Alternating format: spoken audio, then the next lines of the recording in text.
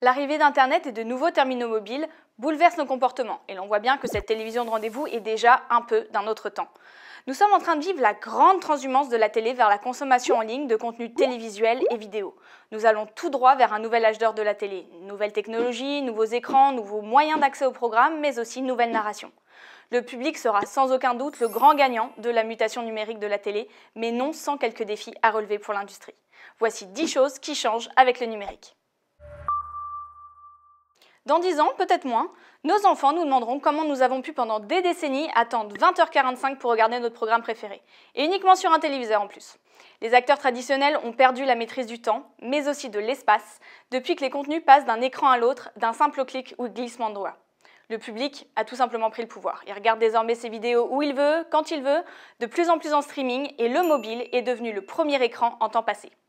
Il est vrai qu'Internet détruit la capacité de synchronisation du média télé, mais rassemble par ailleurs de nouvelles communautés autour de mêmes centres d'intérêt. Et ça, c'est une opportunité pour nous. Aujourd'hui, les moins de 40 ans ont tendance à utiliser les médias de manière bien plus variée que leurs aînés.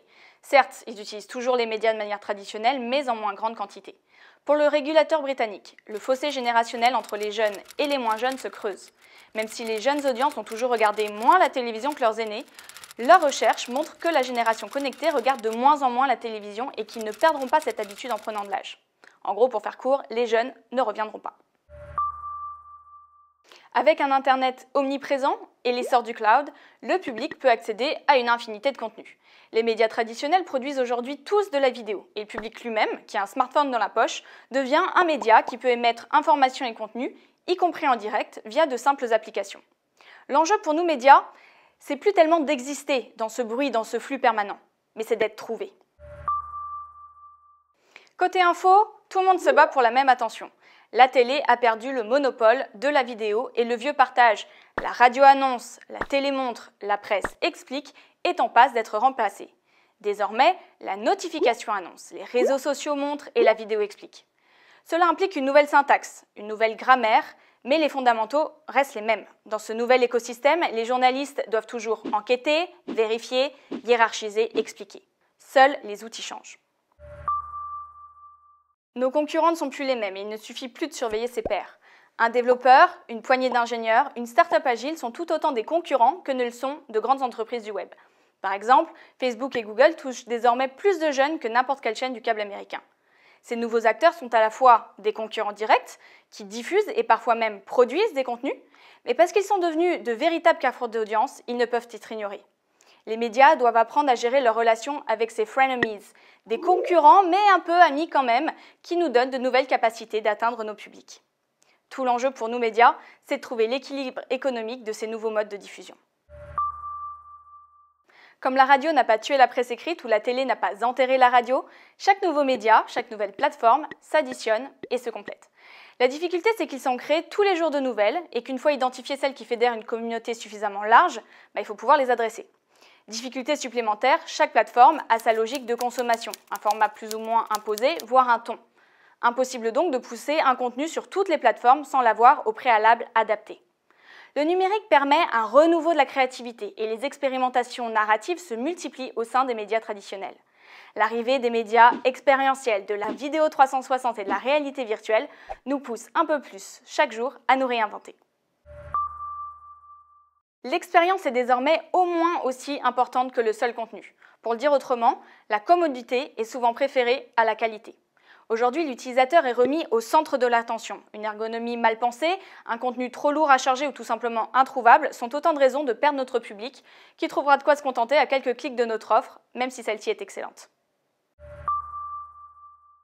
Le traditionnel one-to-many, c'est-à-dire de 1 à tous, de la diffusion linéaire, est toujours présent et toujours puissant, mais il a perdu son monopole. Une bonne expérience passe aussi par une recommandation personnalisée. Tous les éditeurs aujourd'hui sont à la recherche de l'équilibre parfait entre programmation éditoriale, recommandations sociales et analyse algorithmique. Les algorithmes, nourris par les données produites par le public, accumulent un savoir qui leur permet de faire des recommandations ajustées aux affinités personnelles, sociales, comportementales et bientôt même aux sentiments et émotions des téléspectateurs. Cela participe à la réduction nécessaire du bruit généré par l'abondance de contenu disponible et permet au public de s'orienter et de faire des choix. C'est un grand défi aussi à relever pour les médias traditionnels qui doivent apprendre à collecter, stocker, traiter et sécuriser de grandes quantités de données. Parce que les données c'est bien, mais pas sans la confiance.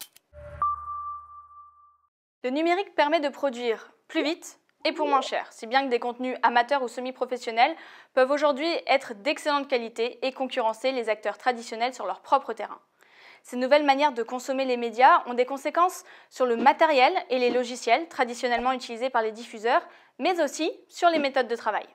Le numérique implique la nécessité de redéfinir, reformater et itérer ce qui est produit. Il est devenu essentiel d'écouter attentivement les retours du public, le plus souvent possible, voire de coproduire et co-créer avec lui. Le numérique impose aussi une montée en charge de notre capacité de production et nous devons désormais adresser le sujet de l'automatisation. Cette nouvelle relation homme-machine reste évidemment à apprivoiser et nécessite aussi d'intégrer de nouveaux métiers dans nos entreprises. Une chose est sûre, on n'a encore rien vu. Ce qui était vrai il y a 1 an ou même 6 mois est déjà un peu obsolète. Le numérique transforme non seulement nos entreprises, mais aussi nos sociétés à un rythme effréné et sans précédent. La vitesse actuelle des changements et leur complexité impose une adaptation qui passe par l'innovation et la transformation organisationnelle des acteurs concernés. Mais l'innovation ne doit pas rester aux mains de quelques-uns, elle doit faire partie de la culture de l'entreprise, à tous les niveaux, pour tous les projets, sinon les bonnes résolutions ne tiendront pas longtemps. Et ça, c'est probablement le défi le plus difficile à relever. Pour suivre la chronique de la révolution de l'information, rendez-vous sur meta-media.fr, abonnez-vous à notre chaîne YouTube et rendez-vous sur les réseaux sociaux.